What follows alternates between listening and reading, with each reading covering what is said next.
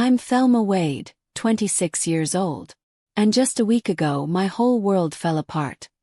Over a single family dinner. All my life I'd done my best to avoid those gatherings. The kind where every compliment, every proud smile, every bit of attention from my parents was reserved for my older sister. But that night I stayed. I didn't know that just a few words would be enough to tear apart the fragile peace I'd been holding onto for years. My mom smiled sweetly, but her voice was cold. "Thelma, your sister needs your room for her studio. You'll have to move out." Froze. That room, the only place where I could truly be myself, was being taken away like it was nothing more than spare space. I didn't know whether to laugh or cry. I just felt something shift deep inside me. And for the first time it wasn't fear anymore. Since I was little, I've always known what it feels like to be an outsider in my own family.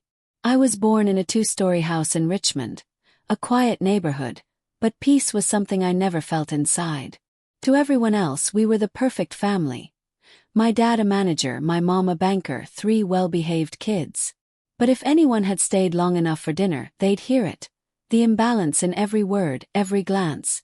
And they'd realize that our happiness was only a polished facade. My sister Tonia was the center of everything. Even at 8, she knew how to draw attention.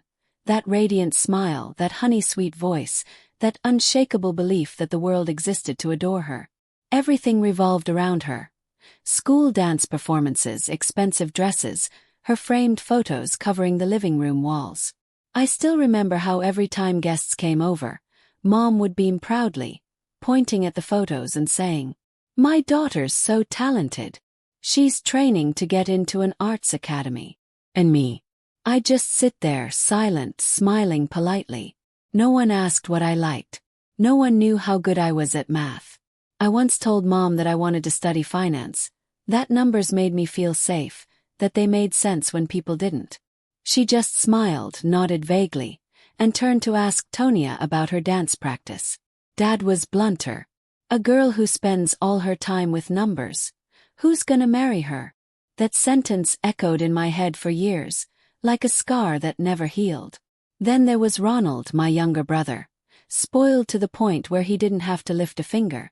Every time I came home, Mom was feeding him, Dad was buying him new toys, and the whole house was laughing at his silly jokes. I wasn't jealous, or at least I told myself I wasn't. I just knew I didn't belong there. My small room in the corner of the 2nd floor was the only place I was free. I turned it into my own world. Shelves stacked with textbooks, pages filled with numbers, and a worn-out wooden desk, where I spent countless nights writing down dreams I'd never dare to say out loud. While Tonia practiced her dances, I studied stock charts. While Ronald watched cartoons, I calculated how to save every spare dollar. Everyone had their own stage. Mine just didn't have an audience. I remember one thing vividly.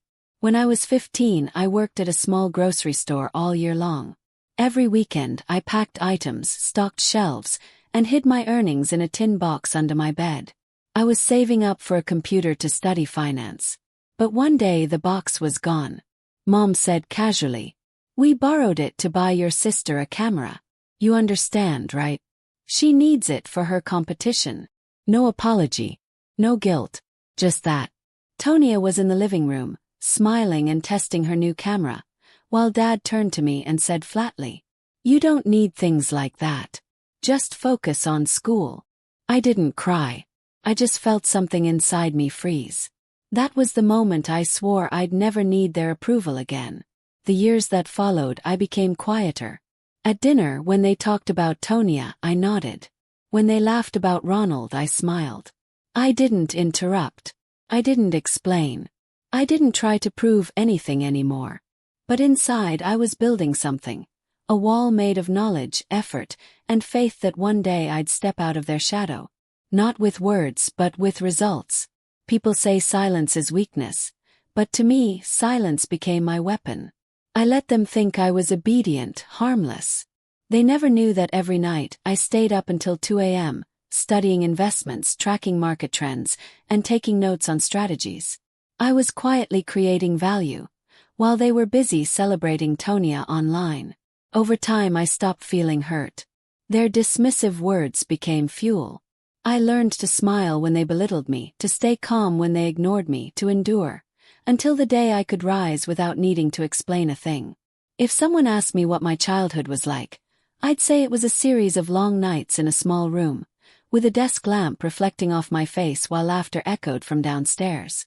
And maybe it was in those nights that I began to change. No longer the invisible girl, but a small flame burning quietly, waiting for the day it would blaze bright enough that they could never overlook me again. The unfairness in my family didn't come all at once. It came in small cuts, quiet, repeated, almost invisible, until one day, I realized my self-worth had been worn down without me even noticing. People on the outside would say, "Your parents just love your sister a little more, that's all." But if they'd lived in my house, heard the way they spoke, seen the choices they made, they'd understand. That little more was enough to suffocate an entire childhood. Tonia, the name I got sick of hearing, was their pride and joy. Since we were kids, she was called every glowing name possible. Our golden girl, the little star, born talented. I was just Thelma, the one who's good at math but a bit dull. Whenever guests came over, Mom would pull Tonia to the center of the living room to show off her latest dance or song or video. And if anyone happened to ask about me, Mom would laugh it off. Oh, she just likes studying boring stuff. Nothing exciting. She didn't know, or maybe she did, that those harmless words drew a line between us, a line that told everyone my existence wasn't worth paying attention to. I remember my 16th birthday. I didn't ask for gifts, just dinner together as a family. But when I came downstairs, Mom had already set out the cake, with Tonia's name written on it. "Oh, they mixed it up," she said casually. "The bakery's used to making hers." I smiled, nodded, but as I watched Tonia blow out the candles, I felt myself disappear a little more. It wasn't like I never tried. I brought home straight A's, won a math competition. At the award ceremony, I looked around the hall, hoping to see at least one familiar face. No one came. That same day, Tonia had a small TV audition, and my whole family went to cheer her on. I stood on stage, holding my cold certificate, listening to strangers applaud. And in that moment I learned something. Effort doesn't always get noticed, especially when you grow up in a house that already has a chosen star. The years went on and nothing changed. Whenever Tonia failed, my parents would say, "She's just under a lot of pressure."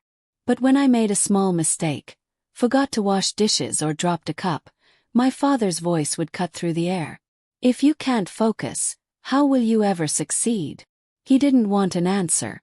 He just wanted to remind me that, in this house, my worth would always be less. Tonia knew it too, and she used it.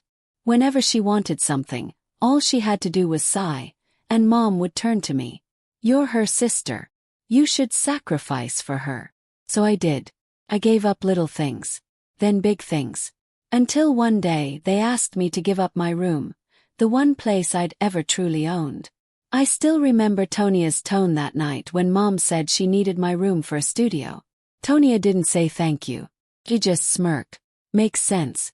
It's too small for anything useful anyway." Her words stuck in my throat. After years of being overlooked and dismissed, I'd stayed quiet. But in that moment I realized something. My silence was the reason they thought I had no value. What hurt me wasn't losing the room. It was how easily they took everything for granted. How their casual disregard had chipped away at me over and over, until I doubted whether I ever deserved to be seen. They only saw Tonia shining in the spotlight. And me. I was just the background, the shadow that made her glow. But what they didn't know was that the shadows had taught me more than any light ever could. They taught me endurance, focus, patience, how to gather tiny pieces of belief and build something powerful. When they mocked me for loving numbers, I learned to turn numbers into weapons. When they ignored me at dinner, I learned to feed my own ambition. And when they asked me to sacrifice one more time, I knew, this time they wouldn't take anything else from me. Injustice didn't break me. It woke me up. And sometimes waking up is the strongest revenge there is. Because while they're still busy chasing empty praise, I've learned to live by my own strength, quietly, steadily, and coldly enough that one day, when they finally realize I don't need them anymore, it'll be far too late. That night, the night that shattered everything inside me, began like any other family dinner. The roasted chicken Mom made filled the air with its usual warmth, but the silence around the table was heavy, almost suffocating. I took my usual seat, the corner spot where no one ever looked twice. Dad sat at the head, Mom to his right, Tonia across from me, and Ronald beside her, tapping on his phone. I was used to the routine, to conversations that always revolved around Tonia. But that evening, I didn't know one single sentence would break everything I had spent years holding together. Mom set her knife down and looked at me with that soft, distant expression she always wore when she was about to say something unfair. "Thelma, sweetheart," she began, "your sister needs her own space to grow her career. Your room has great lighting and a good filming angle. We think you should move out and let her use it as a studio." The words hit me like a splash of ice water. That room wasn't just a room, it was my world. The place where I read, worked, built my projects late into the night. The only corner of the house that belonged to me. And now they were taking it as if it meant nothing. I opened my mouth to protest, but before I could say a word, a loud bang echoed through the table. "No discussions," Dad roared. "Either you agree or you leave this house.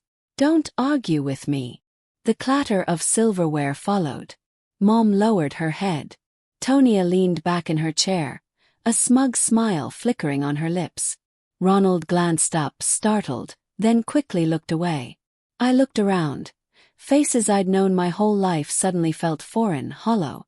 1 second, 2, 3. Silence filled the room like a black hole. Could have screamed. I could have finally said everything I'd kept buried. Every insult, every time they made me feel invisible. I could have told them that the boring job they mocked had made me a millionaire, that I'd achieved more than any of them ever imagined. But I didn't. Instead I smiled. Lowly. Only. The kind of smile that makes people uneasy because it hides something they can't read. "I understand," I said evenly. "Let's finish dinner." No one spoke after that. Only the sound of knives cutting meat, and my heartbeat pounding so hard I could hear it in my ears. Across the table, Tonia was eating with quiet satisfaction, certain she had won. They all thought they had. But what they didn't know was that when someone's been silent for too long, that silence stops being weakness and becomes a warning. That night, I sat in the room they were about to take from me, running my hands over the things that had shaped me. My books, my old desk, the lamp that had burned through countless nights. I took a deep breath and opened my laptop. The numbers on my bank screen glowed in the dark. 6, 7 digits. Proof that I no longer needed any of them. Dad's voice from dinner replayed in my mind. "Leave this house if you don't agree." Smiled. All right then. If he wanted me gone, I'd go. But not as the quiet, unwanted daughter they thought they could push aside. I'd leave as the one they'd never see coming. The next morning I called Ellen, the real estate agent I'd met a few months back. "Ellen," I said, "I want to buy the house across from my parents. Right now." There was a brief pause, then excitement in her voice. "Cash deal, correct?" "Yes." "No negotiations." By that afternoon the papers were signed, the transfer complete. When I got the confirmation text, I felt a strange calm, cold, sweet, and liberating. The kind of peace that only comes after surviving a storm you never thought you'd escape. That night I stood by the window, looking at the house across the street. My old home. The dining room light was still on. They were probably talking about me, about how stubborn and ungrateful I was. I didn't care. Not anymore. I smiled again. Not the tired smile I'd worn all my life, but the quiet smile of someone who knows the game has just begun. They thought I was weak, obedient, easy to dismiss. But they forgot. I was the girl who had mastered silence. And when someone like me finally decides to act, their entire world trembles. I will never forget the moment I set my glass down and smiled across the tense dinner table that night. Everyone looked at me as if I'd lost my mind. But for the first time in my life, I knew exactly what I was doing. That smile wasn't surrender. It was the calm before a storm, one they hadn't yet noticed was coming. I didn't need to argue. I didn't need to prove anything. I didn't need to shout that I'd endured enough. All I needed was silence, because I had something they didn't know about: the power of preparation. For years I had studied, worked, and saved in silence. Not to boast, but to make sure that one day I could leave them, without asking anyone's permission. And that day had finally come. That night I went back to my room, shut the door, and sat in my familiar chair. The yellow light from the desk lamp fell on a blank sheet of paper. I wrote down a short list. Leave this house. Keep my dignity. Say nothing, just act. I had no tears left, only a cold, steady determination. My father thought his yelling could break me. My mother believed her pitying looks would soften me. Antonia, my sister, was convinced she had already won. But what none of them realized was that my silence was already my goodbye. The next morning I woke up earlier than usual. When I came downstairs, the smell of coffee mixed with fried eggs filled the air. My mother turned around, surprised to see me dressed neatly, carrying a document folder. "Where are you going, Thelma?" "To work," I said calmly. "And I have some personal errands to run." I left the house, but I didn't go to the office. I went to meet Ellen Fisher, the real estate agent I'd asked to find a house in this neighborhood. I had been planning to buy a home for a while, just waiting for a reason strong enough. And now they had given me one. When Ellen slid the contract across the table, I read every line carefully. The price of the house across from my parents' home was high, but to me it wasn't just a house. It was a declaration. I signed my name without hesitation.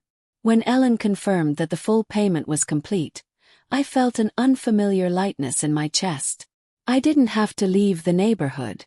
I just had to cross the street, carrying all my freedom with me. 3 days later I moved out. No one knew. I scheduled the movers at noon, when my parents and Tonia were all away. Each box of books, each item I loved was packed with care. Only Ronald, my younger brother, caught me as I dragged the last suitcase down the stairs. "Are you really leaving?" he asked, his voice trembling. "Not far," I smiled. "Just across the street." He said nothing more, just lowered his head. But in his eyes I saw something, maybe regret, maybe understanding, or both. That afternoon when they returned, I was already sitting by the window of my new living room, watching. Tonia parked the car, my father unloaded the trunk, and my mother followed behind. They saw the moving truck pull away from our old house, then looked up to see me, standing in the window across the street. And I knew at that moment they understood. In that instant I had won without saying a word. The next evening I decided to visit them for coffee, as usual. When I sat down at the table, my father was the first to speak. "About the other night," he said. "What are you planning to do?" I set my cup down and looked him straight in the eye. "I plan to live across the street," I said. "I bought that house." The room froze. My mother's eyes widened, my father went silent, and Tonia dropped her phone. I pulled a folded document from my bag and laid it on the table, a copy of the property deed. "I bought it with my own money," I said slowly. "Didn't need anyone's help." Just then my phone rang. It was Ellen. I put it on speaker. "Congratulations, Thelma. The deal is officially closed. The house is now yours." The room fell silent. My mother's hands trembled. My father's face flushed red. Tonia forced a crooked smile. I took a sip of coffee and stood up. "I'm not angry," I said. "I'm not resentful either. But I finally understand. I don't need to stay here anymore." When I walked to the door, no one said a word. Ronald watched me leave, and this time, his eyes held something new. Not indifference, but genuine respect. Smiled back. That night, as I sat on the balcony of my new home, looking across at the old one glowing with familiar lights, I felt a peace I had never known. I was no longer the girl pushed out of her room. I was the woman who walked away, head high, heart steady. The smile I wore at that dinner table was no longer a smile of endurance. It was the smile of a woman who finally understood. You don't have to scream to prove your worth. Because sometimes, quiet action is what leaves the world speechless. When I left my old house and moved into the one across the street, I thought I'd feel triumphant. But the first feeling that hit me was silence. Deep, absolute silence. It was as if my entire body was finally resting after a long war. I set my suitcase down in the empty living room and took a deep breath. No more of my father's shouting. No more of Tonia's smug laughter. No more of my mother's pitying eyes. Just me and the first real taste of freedom in my life. But peace doesn't always mean calm. I knew that after leaving like that, there would be consequences. And I didn't have to wait long. The next morning, while I was watering the garden, my mother appeared across the street. She looked at me, then at the house, her eyes filled with surprise, and something like fear. She forced a smile, trying to sound casual. "You really bought it? I thought you were joking." He nodded. "Yes, Mom. I like it here." She paused, lowering her voice. "You didn't have to make such a big deal out of things. We only wanted what's best for your sister." The words sounded gentle, but they cut deep like a dull knife. Even now, after I'd proven I was capable enough to buy a house with cash, she still saw me as the rebellious daughter making a scene. That afternoon my father came over. He didn't knock. He walked straight in, looked around and said in a heavy voice, "How much did this place cost? Where did you get the money?" I stood tall, calm. "From my job." "What kind of job?" "Some useless number stuff. Don't tell me you're into something illegal." I laughed, a sharp, amused laugh, no bitterness left. "Nothing illegal, Dad. I run a financial consulting firm.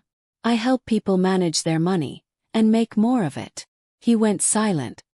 His face flushed, not with pride but with shame. Because for the first time, he realized he knew nothing about the daughter he'd spent years looking down on. That evening I got a text from Tonia. "So it's true, huh? You really bought a house. What are you trying to prove? No one cares." I didn't reply. I just looked out the window. Her room's light was still on. I knew the smug smile she wore that night was long gone, replaced by jealousy and panic.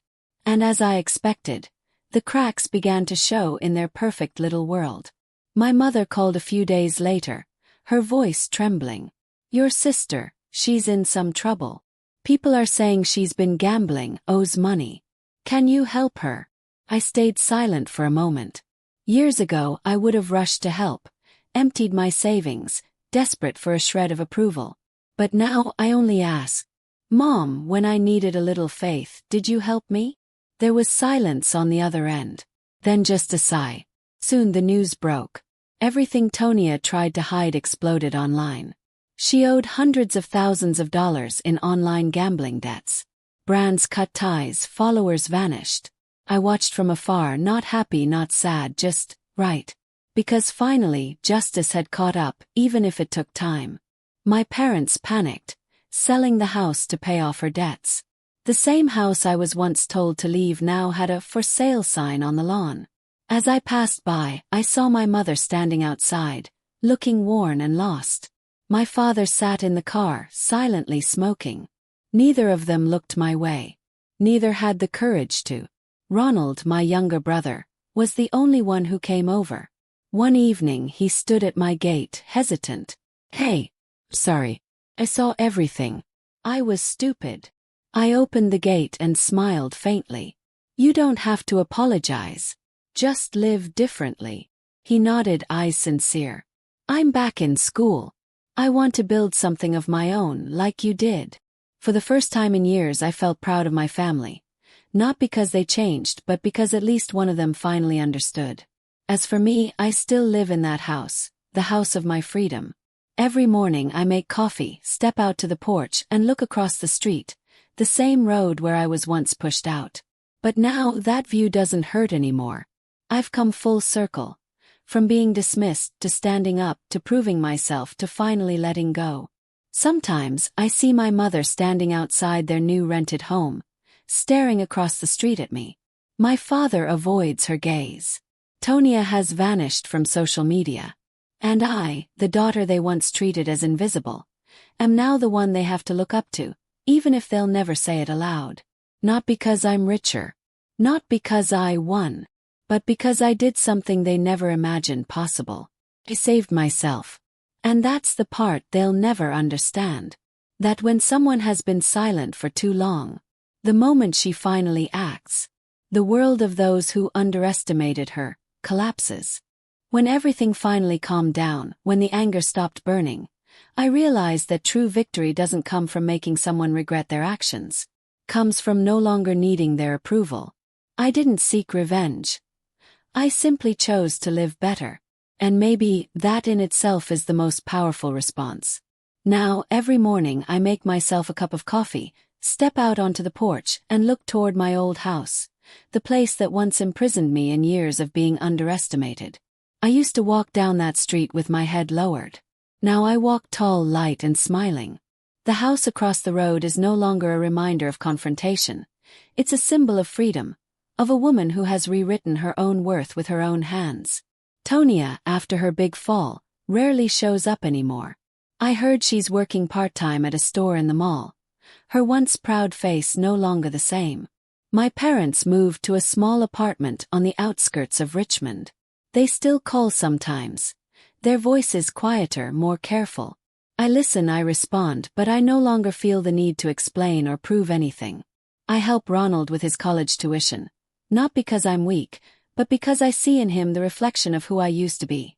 Someone trying to break free from someone else's shadow. I've learned that some relationships don't need to be cut off completely, but they do need boundaries. I no longer resent my parents, but I also don't give them the chance to belittle me ever again. Between us now are only short phone calls, polite greetings, and an invisible line of late-found respect. One afternoon, my best friend Phyllis, who's been with me through it all, threw a small party at my house. She raised her glass and laughed. See, you didn't have to leave the city to start over. You just had to leave their shadow. Her words made me pause. She was right.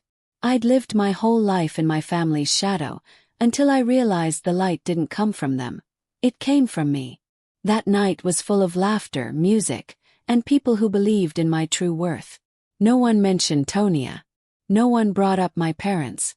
For the first time I felt seen, not because I had something to prove but simply because I was me. When night fell, I stepped onto the porch and looked down the quiet street. The warm streetlights stretched along the road I once left in tears. I closed my eyes and took a deep breath. Inside I felt peace, a feeling I hadn't known in all of my 26 years. My story isn't a tragedy. It's a journey of growth. I don't need applause, only truth. And the truth is, I've walked out of my pain and become the best version of myself. Sometimes we can't change the people who once hurt us, but we can choose not to let them hurt us again. Because real freedom isn't about having everything, it's about no longer being afraid to lose anything. I smiled softly and whispered into the wind. I don't need that room anymore, Mom. I have the whole world now. Then I went back inside, lit a candle, opened my laptop, and began writing this story. Not to talk about pain, but to say this. Anyone can change as long as they have the courage to rise one more time. If you're still reading this, I want to ask you two things. Have you ever been underestimated yet chose silence, to prove your worth through actions instead of words? And if today you had the chance to step out of someone else's shadow, would you be brave enough to take it? Share your answer in the comments. Because who knows, your story might be the light that helps someone else, silently struggling, find their own path.